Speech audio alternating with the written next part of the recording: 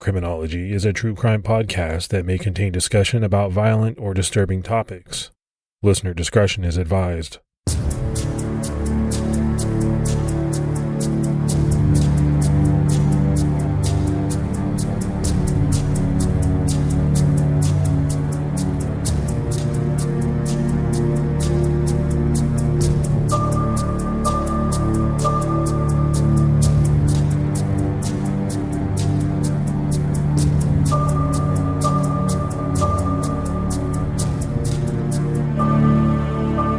Hello, everyone, and welcome to episode 353 of the Criminology podcast. This is Mike Ferguson. And this is Mike Morford. Morf, how you doing, buddy? I'm doing good. How you doing? I'm doing great. My wife is on vacation down in your neck of the woods, Florida. She's on her spring break. Left me here with the dogs. So is it a vacation for you, like a bachelor's vacation, or is it for her to get away from you? I actually think it's both. When you think about being married 30 years, which we have, do you need a little break every now and then? Maybe. It's a good thing. It's not a bad thing. Yeah. What's that old saying? Absence makes the heart grow fonder. Yeah, it actually does. It really does. Let's go ahead and do our Patreon shout outs. We had Catherine Lister and Betty June Speth. So some great new support. We really appreciate that.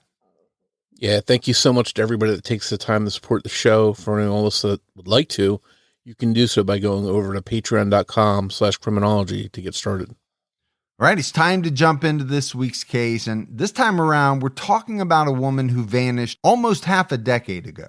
And although her remains were found long ago, she wasn't identified until years later, using her fingerprints. For years, the case of the unidentified woman, who was thought to likely be the victim of a homicide, stumped police. Now they know that Jane Doe is actually Wilma June Nissen. Complicating matters is that Wilma was never reported missing, so police weren't out looking for her. Now that one part of the mystery is solved, and police know who Wilma is, they want to find out who's responsible for her death. Just as determined to find that out, if not more, is Wilma's biological daughter, Krissy, who was just a baby when Wilma vanished. Krissy has been able to piece some things about her birth mother together, but there's a lot she doesn't know, in hopes that maybe someone listening will have answers. Krissy joined us to discuss Wilma's case, and you'll hear from her in this episode. To understand what happened to Wilma, we have to go back to her childhood and understand that Wilma grew up in terrible conditions and circumstances. Wilma's mother had left the family when she was just 8 years old. Her younger sister is deaf and mute. Their father was profoundly neglectful, if not downright abusive, and the two girls were taken from his custody and placed in separate foster homes. The family members who were old enough to remember her and wonder where she was either didn't or couldn't do anything to look for her. She had a horrific life, and her final foster family actually they fostered me for a few years, and when they couldn't find my biological mom, her last foster family adopted me. They didn't tell me anything much about her, so I started snooping, but I'd been searching for her my whole life. One of the things that for my adopted family to adopt me was they had to tell me I was adopted because they were quite elderly when they adopted me. And they would not tell me anything about my biological parents. And being that they had Wilma for a couple of years, it was infuriating. But I don't know, I was around 11 or 12 and I was snooping through a desk that had a bunch of paperwork in it, and I found my original birth certificate with her name. And that started my search. So I've been searching for her my whole life. Before there was internet, I would go through the phone book and call people with the same name and ask if they had had a daughter in 1977. I had, mind you, this was the 90s. I had a talk show looking for her. I was not able to find much out about her. Like I said, I snooped through that desk full of old paperwork, and I found my original birth certificate with my parents' names and my original name and a couple of photographs. And that's pretty much all I had. I didn't find out a lot of things until she was identified. Well, I knew that she was in foster care because my adopted family did tell me that they had her. They kind of made it sound like they'd had her whole life, and that was not the case. But once she was identified, I learned a few things through the sheriff that was in charge of her case and the lead detective that was in charge of her case when she was identified. And I was lucky enough to meet her first foster family that were amazing people. And we talked about her. They really loved her. I got to see home videos of her. I mean, she never got to be a kid. She was homeless by the time she was 10 years old. I can tell you through obsessing about this for a long time, her mother walked out on her and her younger sister. Her younger sister was, I believe, deaf and mute. And their mother just walked out on them when they were very young. I don't know the exact age. And left them in the, I don't want to say care because that's a strong word, but left them with their father. Their father would lock them in a closet when he went to work. And then he got fired and they lived in a car. And Wow. I don't know where he was during the day. I was told this by her first foster family, and I believe them. He would leave during the day, and he would lock the disabled sister in the trunk. And Wilma would have to go out and scrounge for food. So I saw a few photographs of her with her younger sister when they were in foster care. They were not in the same foster homes since her sister was special needs. I mean, when she went to her first foster home, she had never been to school. She was 10 years old. She'd never been to school. She could not read. She could not write. She did not know how to use a fork. Her sister went to a special needs kind of foster home that could take better care of her. And my mom, Wilma, went to the Holties, Marshall and Maxine Holte, and they are amazing people. They're still alive. They're getting up there in years, but they loved her. They taught her how to read. They taught her how to write.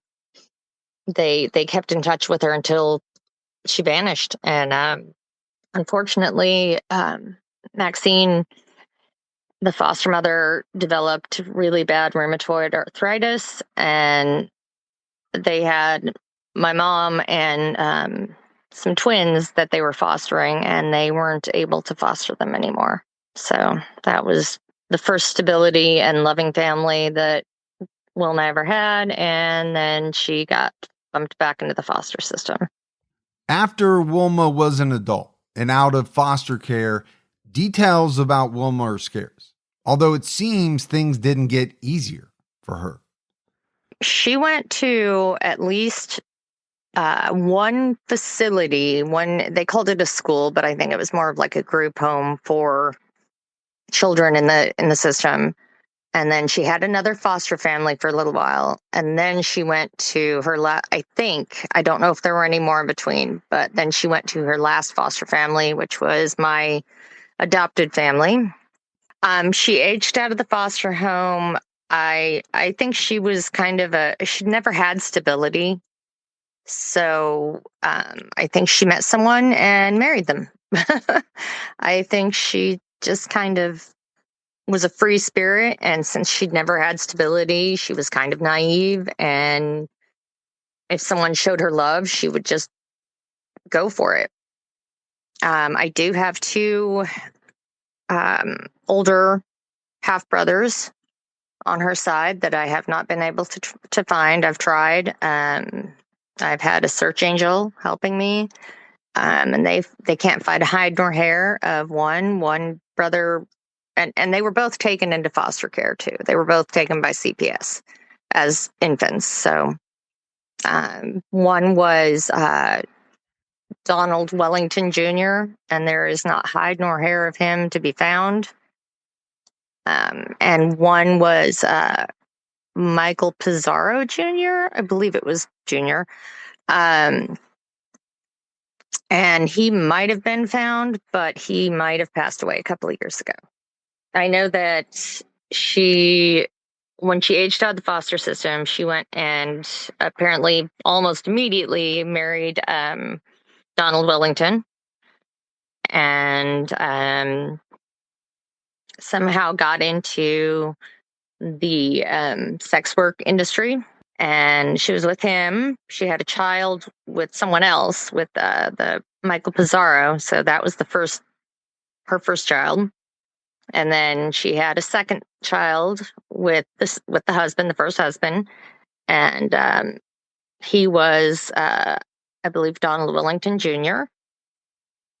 And then she met my dad. I don't know why. I don't know how all this happened. I wasn't around, and it's not like I've been able to find anybody that really knew her. But she ended up marrying my dad. I know she was pregnant with me when she married my dad, and she had me. And I asked my adoptive parents what happened, and they wouldn't tell me. They said she just walked off from the hospital. They'd always made it sound like it was a pre-planned adoption, but I recently found out that was not exactly the case. I don't know how soon she left. There's rumors, and these are just rumors, that she left because someone was wanting to hurt her. I could also see her just leaving because, again, there might have been something stability-wise or something that sounded like it would be good and talked into leaving. Also, she had 2 children prior. All of us were preemies. She usually, when she had us, all 3 kids, I think, were born at 7 months. So she might have just been like, well, I'm going to lose this one anyway, so... So no doubt, Morf. I mean, when you hear about what Wilma went through as a youngster, it's heartbreaking. I mean, there's no doubt that her childhood was less than ideal. And I think that's even not the right term. Yeah, I almost look at it as if she had the chips sort of stacked against her and was an uphill battle just to figure out where she fit in and to find love and someone to protect her and care for her. And she never really had that. And then before she knew it, she was an adult. Well, let's face it, life is tough for, everyone. But so much tougher when you have no stability in your life or very little stability, being bounced around from foster home to foster home. And I'm trying to put myself in the shoes of this girl, and I'm having a hard time doing it. I mean, I didn't grow up that way, but I could see how it would be extremely tough. It makes life that much more tougher. The next thing that we know about Wilma is that her body was found just outside of Rock Rapids in Lyon County, Iowa, already in an advanced stage of decomposition. She was found on October 4th, 1978, face down in a deep ditch about 20 feet from the road. No identification was found with her body, and being in an advanced state of decay, police had no way to determine who she was. The area where Wilma's remains were found was a pretty empty area near Highway 182 that not many people would walk through, though it would have been driven past frequently. The area was just 1 mile south and another 1.5 miles west of the West Lyon School. It was by chance that a worker laying new telephone cables happened to be in the area to notice a green canvas bag in the tall grass. Under that bag was Wilma's naked body, wearing only half-length white patent leather go-go style boots. Her green khaki pants and red, white, and blue bikini style underwear were wrapped around her left leg.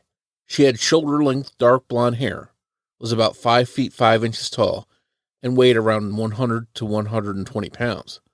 That's all investigators could really tell you about their Jane Doe at that time. Police theorized that their Jane Doe was a homicide victim, partially due to the state of undress she was found in, but additionally a rope had been tied around her ankles. The rope around her ankles is thought to have been used to drag her body into the ditch after she was killed. Former Lyon County, Iowa Sheriff Blythe Blomendahl told the Sioux City Journal, "That's why her arms come forward. Her hands are forward and her hair is forward." Investigators also think that she was killed somewhere else and that the ditch was just where her killer or killers chose to get rid of her body. Investigators collected the rope, which has been described as braided hemp, and kept it as evidence. It's not known whether Wilma was sexually assaulted, though the way she was found, with her pants and underwear wrapped around her leg and no top on, certainly suggests that she could have been. There was no semen found on her clothing. An autopsy would reveal that Wilma's right elbow and one of the vertebrae in her neck had been dislocated, and that her skull had been fractured just above her right eye. But it couldn't be pinpointed whether these injuries occurred before or after her death. Because her hands were not tied up, investigators are very open to the possibility that the dislocated elbow came from a struggle with her killer. Years later, investigators would hope that there would be DNA from her killer underneath her fingernails, but sadly this didn't end up panning out. Fingernail clippings taken and preserved for years did not yield any information. Due to the decomposition, only 2 fingerprints were able to be taken from her body for comparison in databases, but they had no luck when they ran them against the database. Despite the lack of ID, detectives worked to identify their victim so that they could begin to piece together a timeline and work on finding her killer. In October 1978, Craig Beek, director of the Iowa Bureau of Criminal Investigation, told the AP News, "You've got to establish the identity before you can work on the homicide." Sadly, this would prove to be no easy task. The Jane Doe was believed to be between 20 and 30 years old, but it was hard to tell because her entire lower jaw was gone. She had just 2 teeth left. Authorities have not revealed whether this happened as part of her murder or if it could have been something that happened after her death, but before she was found. Investigators sifted the surrounding dirt for her jaw and teeth, but came up empty. This doesn't seem like normal decomposition that caused this. Surely there would have been at least another tooth. There was no mention of predation, which could explain a missing jawbone, but not almost every single tooth missing. It wouldn't be till years later that investigators would learn the official cause of death for their Jane Doe. The cause of her death hasn't been disclosed, still to this day, because investigators believe it will prove whoever eventually confesses is telling the truth. However she was killed is something authorities feel only her killer would know. The only hints that we have are that Chief Deputy Berkey told Dakota News Now, "The cause of death also makes us realize that one person didn't do it alone."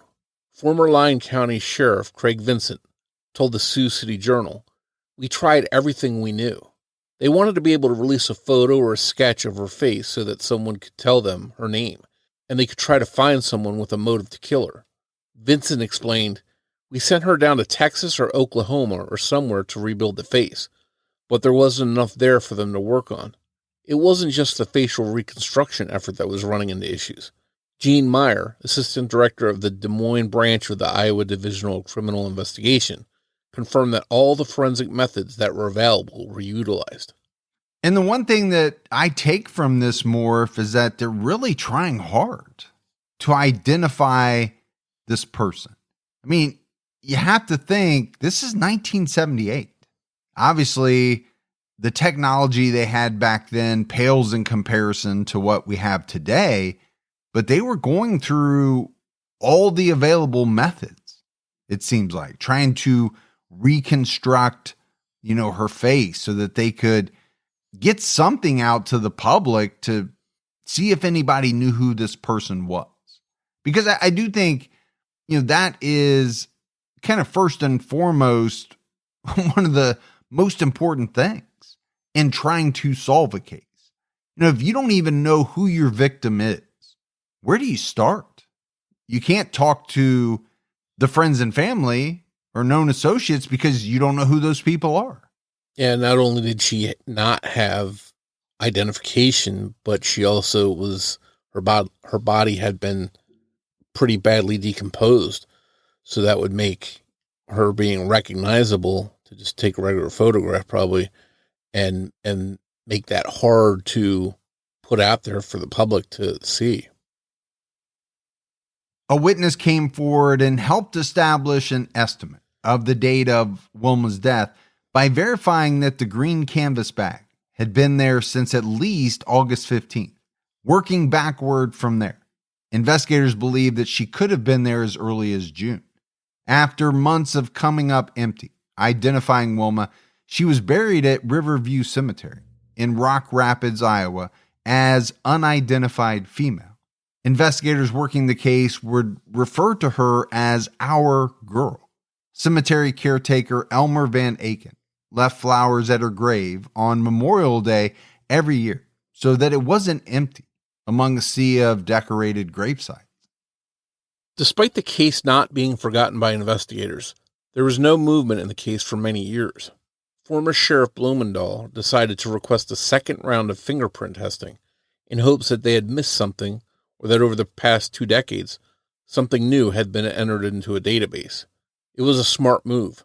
On January 31st, 2006, a technician in Des Moines was able to find a match to one of Jane Doe's fingerprints. The print matched the thumbprint of Wilma June Nissen, who had been arrested in California in 1973 and had her fingerprints taken. The information from that arrest noted that she went by the nickname Boots, which lined right up with the go-go boots that Jane Doe was found wearing. Her identity was further confirmed using DNA from her daughter Krissy, who was 28 years old when she learned that her mother, who she had been looking for so long, was not only dead, but that she had been violently murdered, then left on the side of the road like garbage. Unfortunately, Wilma's fingerprints had been in a federal database the entire time, but for some reason, her prints had only been run against Iowa databases. Apparently, as time went on, it was never done because it was assumed it had been done previously. It told me where she'd been all my life, why I couldn't find her, and talk shows couldn't find her, and because I always figured she just didn't want me and moved on, and probably, when she was ready, had a new family and a new life. You know what? I was never mad at her for it. I was never mad at her for giving me up. I figured she just wasn't able to care for a child, and I was never angry about it. I just wanted to meet her, and I feel like if she hadn't been murdered, I would have had that chance. Her and I have a lot of things in common, and it's kind of weird.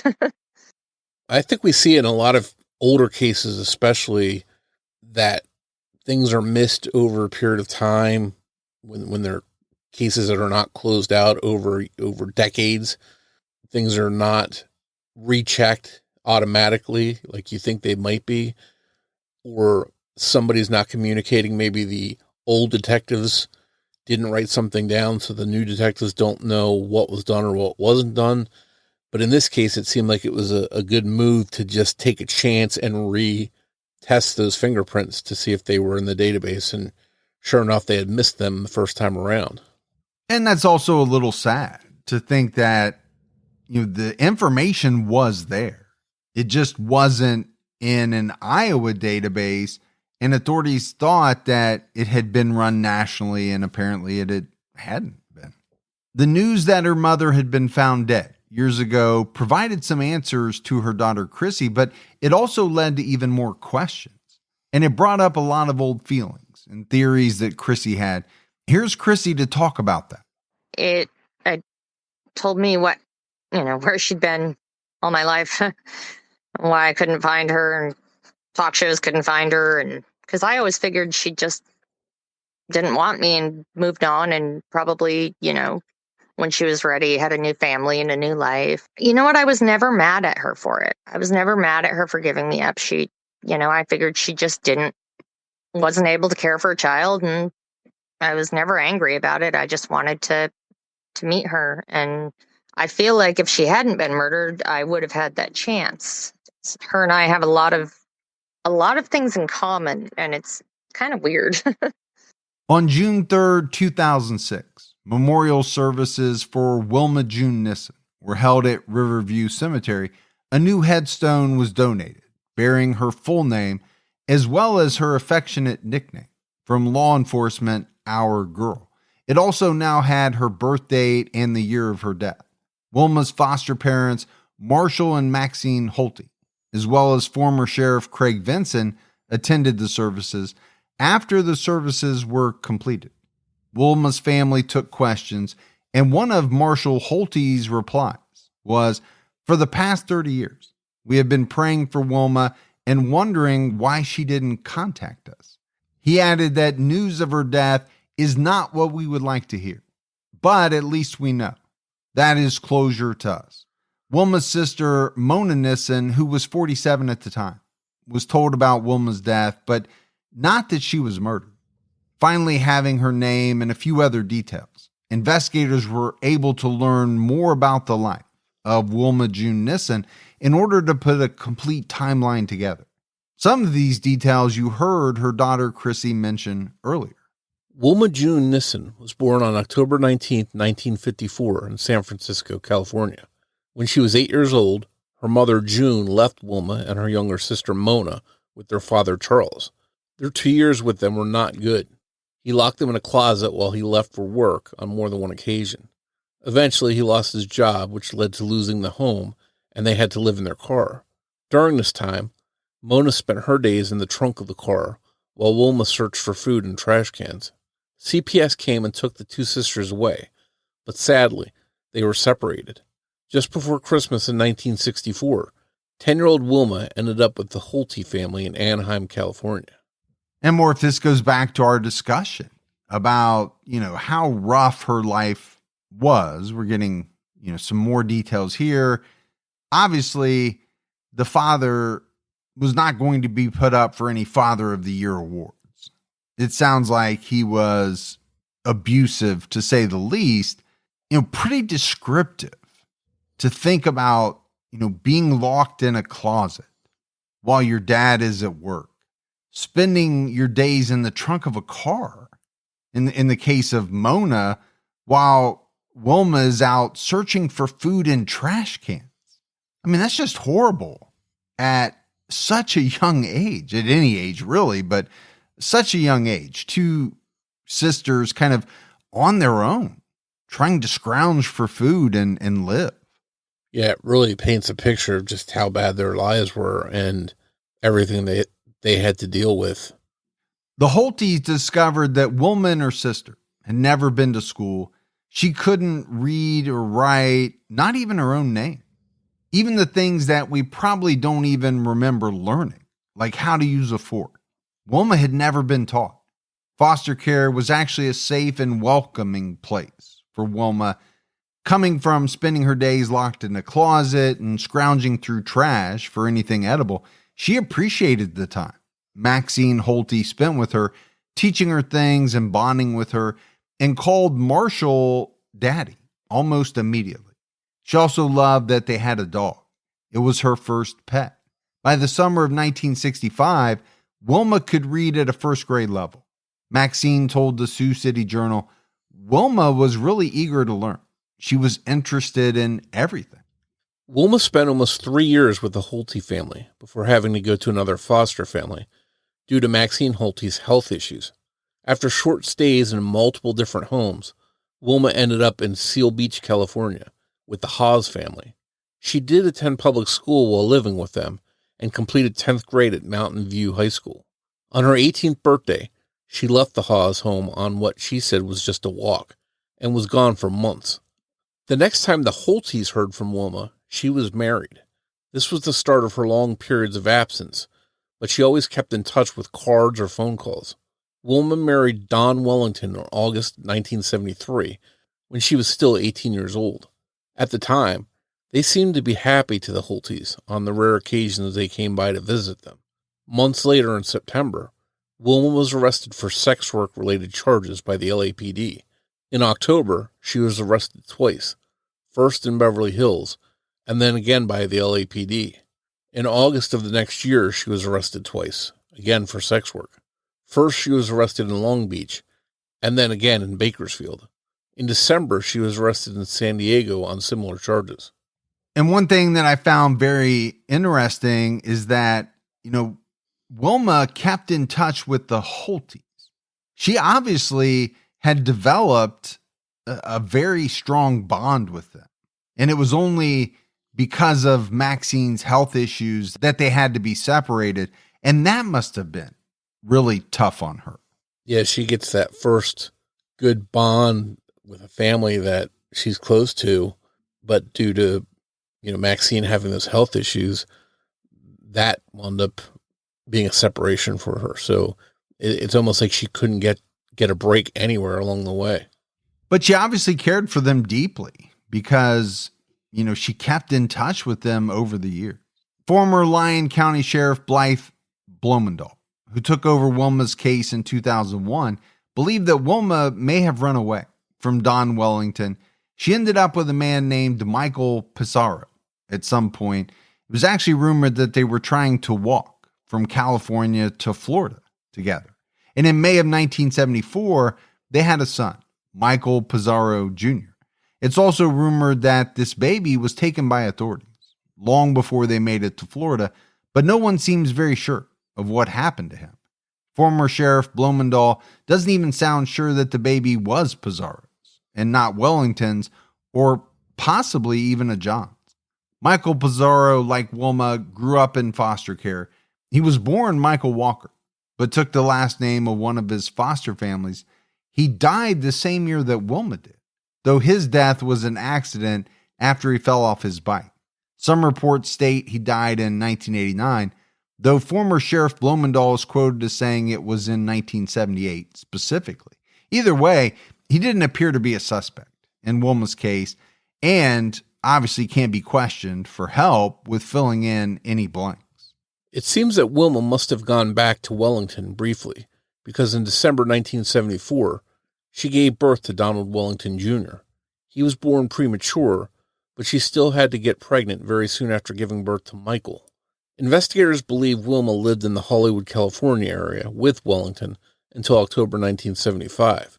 After leaving him, she lived with Robert Alexander Irvin in Long Beach. The arrest for sex work stopped while she was with Irvin. Former Sheriff Blomendahl told the Globe of Wilma's first husband, Don Wellington, there is no doubt he was pimping Wilma out. Wilma was far along in her third pregnancy when she married Irvin on June 21st, 1977. On August 18th, she had their only daughter, Krissy. Like her second child, Crystal was born premature. She weighed just 2 pounds at birth. It's been reported that Wilma abandoned her at Long Beach Memorial Hospital shortly after giving birth.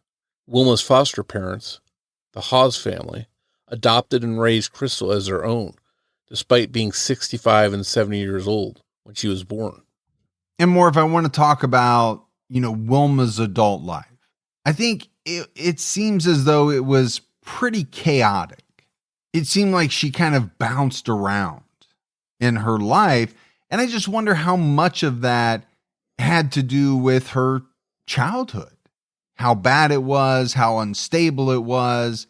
Did that then make it tougher for her later on as an adult to find the stability herself? And I'm sure it did. Yeah, because Wilma as an adult is trying to figure out how to take care of herself, let alone young children, and to provide that safe, dependable environment for them. Just seems like it was not something she was capable of doing at that time in her life. Well, and again, just, does it have something to do with the fact that she didn't have it? Maybe she didn't learn the skills needed to even be able to do it. I don't know. I'm kind of throwing that out there.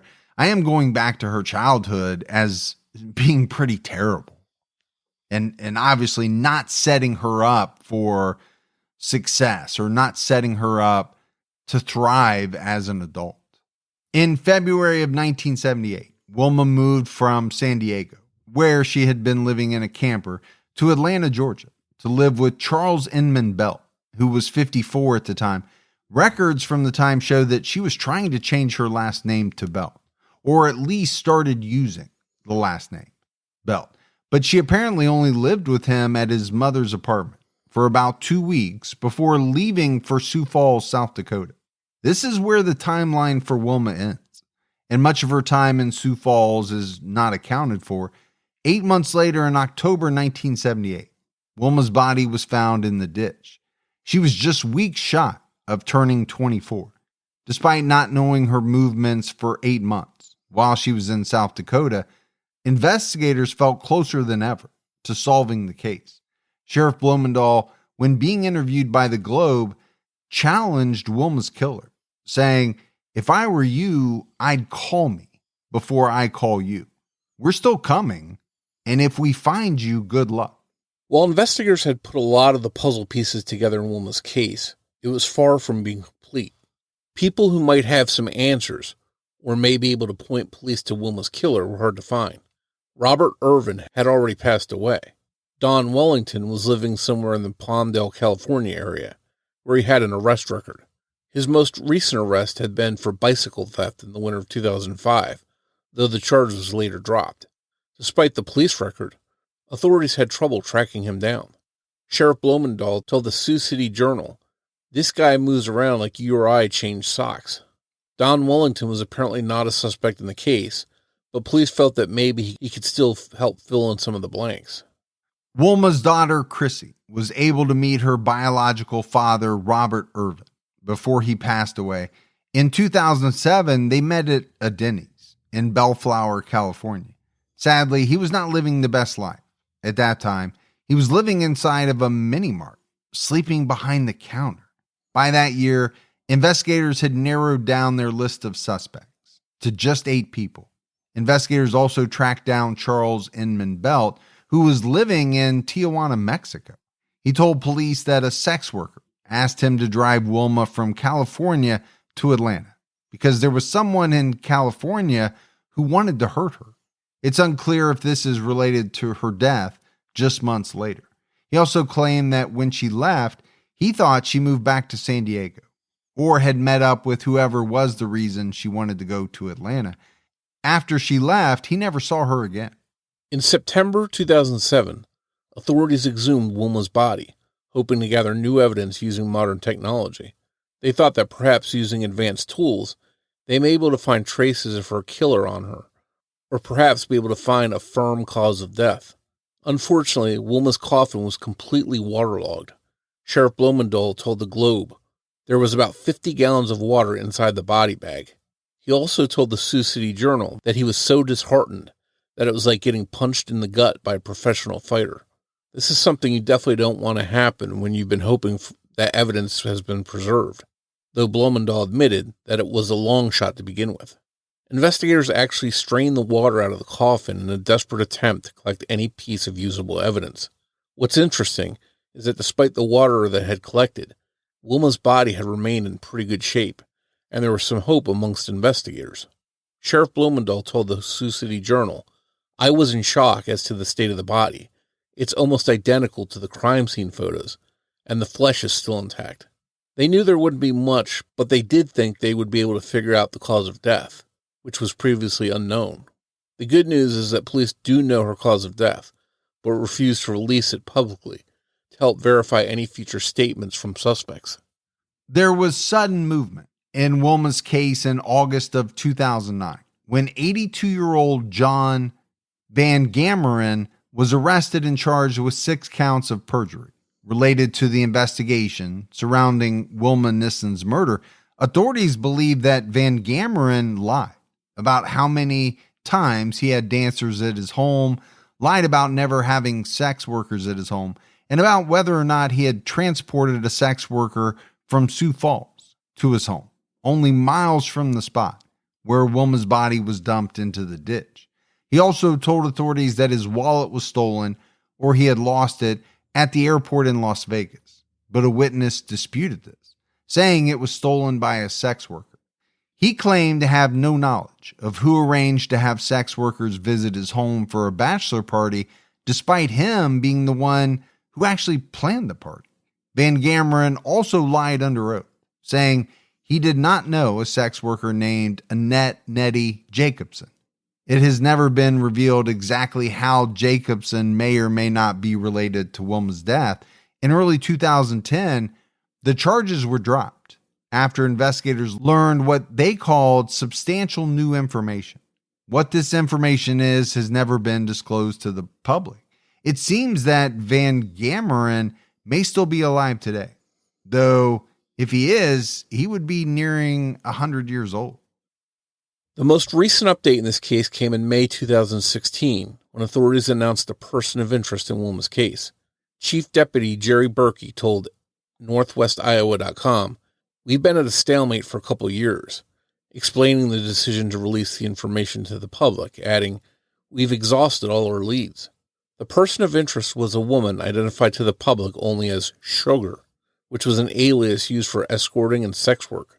Sugar was known in the area for robbing other escorts, as well as her clients. She was also known to party in Lyon County and Sioux Falls. Sugar has reportedly failed every polygraph taken regarding this case, and is said to have fled to Canada shortly after Wilma's body was found.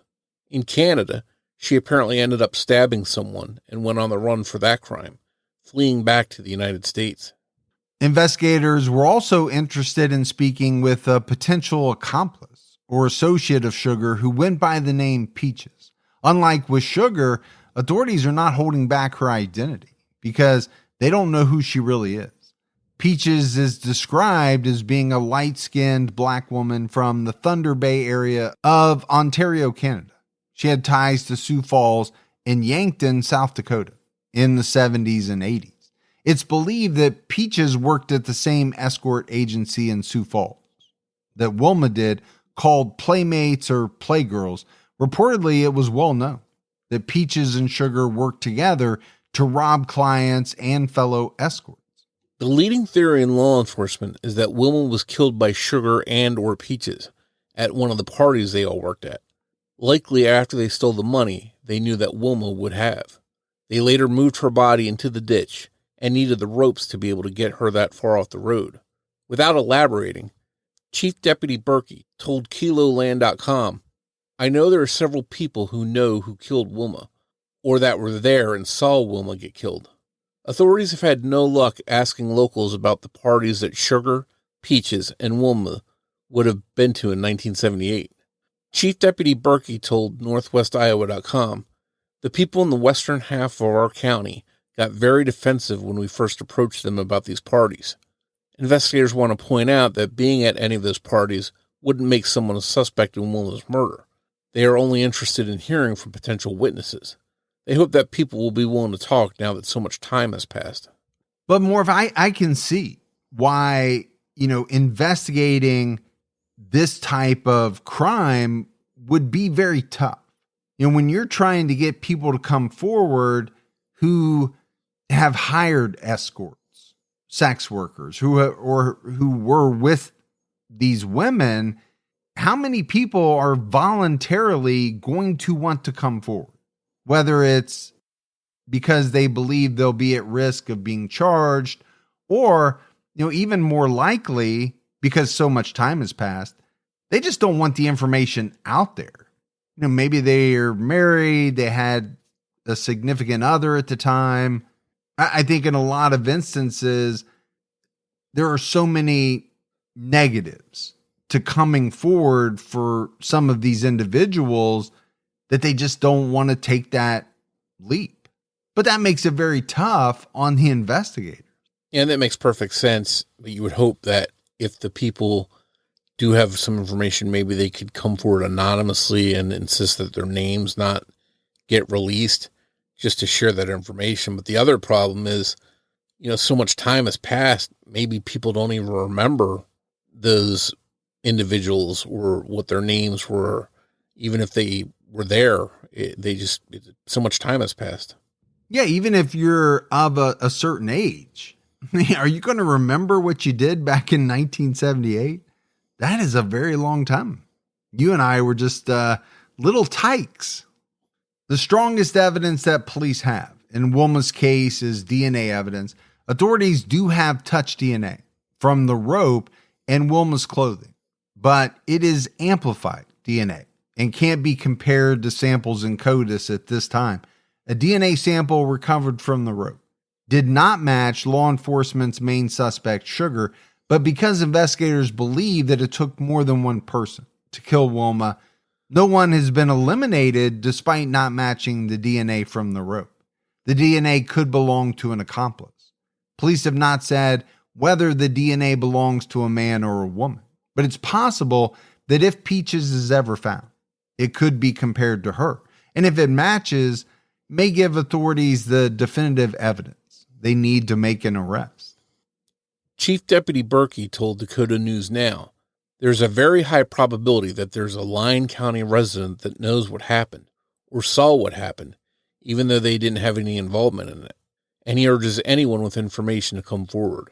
If you have any information about the murder of Wilma June Nissen, you can call the Lyon County Sheriff's Office at 712-472-8300. If you wish to remain anonymous, you can call your tip into 712-472-8334. At different stages of her life, Wilma also went by Wilma Wollington, Wilma Irvin, Wilma Belt, Amy Belt, Amy Pizarro, Amy Nissen, and Boots." While Krissy is happy with how far the investigation into her mom's murder has come, she feels that she's not always kept in the loop by law enforcement. I want the same thing as law enforcement does. I want this case to be solved, and I will do anything I can to solve it, to help solve it. Anything.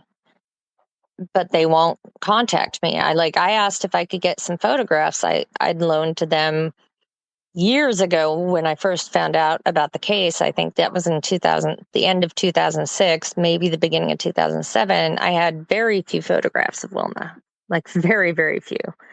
And I loaned them to the sheriff's department so they had some more pictures of her, to put out to the public. And I asked the current sheriff if I could get those photographs back. And his words were he had to talk to, I can't remember who he had to talk to, but he had to talk to someone to see if it was okay to give them back to me because they're evidence. Krissy has done her best to stay positive in hopes that Wilma's case will one day be solved. I don't know how hopeful I am. I'd be a lot more hopeful if law enforcement would just keep me in the loop, respond. Maybe if they would just take that rope or the amplified DNA profile, whatever, talk to one of these companies. There's things that can be done, but I'm not law enforcement and I don't have access to the amplified DNA, so I can't give it to the companies that can do something with it. I talked to one gentleman that called the tip line, and he felt that the lead detective was very dismissive of what he said. And he told me same thing he told her. He said his wife thinks he's crazy, but it did seem like something that should be followed up on to me. There was a lot of coincidences, and he said she just kind of blew him off. And if that's what's happening, then between that and not being willing to work with the DNA, it's very frustrating. I have to keep going. There's no one else left to fight for her. There is no one. I am the only living family member that knows what happened to her. And I am the only person left to advocate for her. And no one should have to not know what happened to their loved ones. But her life was so just awful. She never got to be a child. She barely got to be an adult, and then she was brutally murdered. I can't give up on her case. I go 100% full force on her case, trying to get it out there, and sometimes something will happen, and I stop for like a month going full force, but I don't stop. I think about it every day, but I do get depressed and I do get feeling kind of hopeless about it. And then I go, what am I doing? And I start up again. I appreciate you putting her case out there. I've had a few people contact me, or like on Facebook groups, I'll post about her case and people will be like, oh my God, I just heard her case on a podcast. And so word is getting out. And the more people that hear her case, if they hear it and they share it, somebody knows something. And it's my mission. It's my life's mission at this point. It is. I'm not giving up. Krissy is always happy to hear from anyone who met her mother and has a story or a memory to share. She's active on Reddit under the username TwitchHH and has created the subreddit r/Wilma June Nissen. As Krissy told us, she doesn't mind hearing from people who may have known Wilma. If anyone knew her, I don't care how they knew her. I also have an email that's just a personal email. If someone has, someone could have some information where they saw her and they think it's insignificant. But no matter how insignificant or trivial they may think it is, it could be not. It could be important and they just don't know. So I have an email set up and it's justice4wilma@aol.com. Justice number 4 Wilma. And I also have an Instagram, a Reddit, a Twitter or X. So, Morf, I want to thank Krissy again for joining us to discuss her mother Wilma's case. We will include her social media and contacts in the show notes. So as we wrap this case up, obviously there is a lot unknown here. It's great that they finally did identify Wilma Nissen because she was unidentified for quite a period of time. That identification then helped investigators put some of the pieces of the puzzle together, but there are still many that are missing. I guess I want to focus in on Wilma's time in Sioux Falls. It seems as though she was working for some type of escort service. And as we talked about, police have a strong suspicion that at least one, most likely two of the individuals with whom she worked may have had something to do with her death.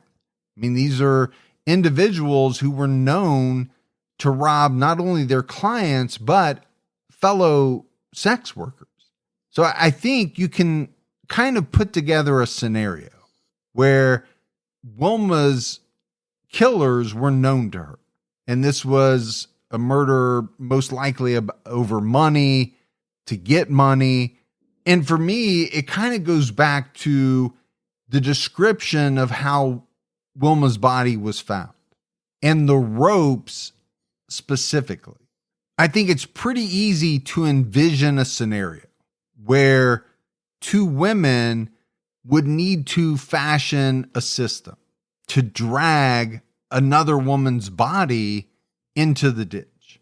Most likely all of these women were probably pretty petite. Can you see that scenario where Wilma is robbed and killed for her money, and then to hide her body, they have to fashion some type of system to drag the body into the ditch? Because I can't. And I think it's some of these things that were found at the crime scene that were collected and preserved that may hold the pieces of information that are going to one day solve this case. As DNA advances further, maybe something that isn't strong enough now to solve the case will be down the road.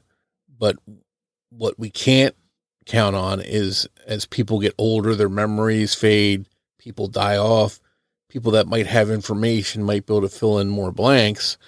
That's not going to be easier to do moving forward. So it's going to rely, I think, a lot on this evidence. And the real sad thing for me in this case is that misstep of not comparing Wilma's prints right away as soon as they were able to get prints to national databases and only comparing them to local databases. Because had they done that, they would have identified her very early on, and they could start questioning people in her orbit that were still around while things were fresh in their mind, and maybe they would have solved this case a long time ago. Yeah, I think it's a great point. Obviously, getting started with the investigation as quickly as possible most likely would have helped, right? It doesn't hurt. It only helps. It's just a very tragic case all the way around. Wilma's entire life, based on everything we went over, it seems like she was always trying to find herself and find her way. And it seems like that never happened. And then she met with this very unfortunate end. Very sad. And I know I said it earlier, but, given her background and upbringing, I don't think, other than the short time that maybe she was with the Holties, I don't think she was ever, really given the tools needed to find her way. And it's very sad. It really is. But like you said, Morph, hopefully advances in DNA, there's something that will come about to bring a resolution in this case. But it does get tougher, right? The DNA advances, but everything else gets tougher. People die. Their memories fade. If they haven't come forward by now, is someone likely to come forward? Yeah, I just don't know. I guess we'll have to wait and see. But that's it for our episode on Wilma June Nissen. If you love the show, but haven't done so yet, take a minute, go out, leave us a rating. You can leave a review. Also, keep telling your friends. Word of mouth about the Criminology podcast really goes a long way. If you want to find us on social media, we're on X with the handle @CriminologyPod. You can also find us on Facebook by going to facebook.com/CriminologyPodcast. And you can join our Facebook discussion group, Criminology Podcast Discussion and Fans. So that's it for another episode of Criminology, but Morph and I will be back with all of you next Saturday night with a brand new episode. So until then, for Mike and Morph, we'll talk to you next week. Take care, everyone.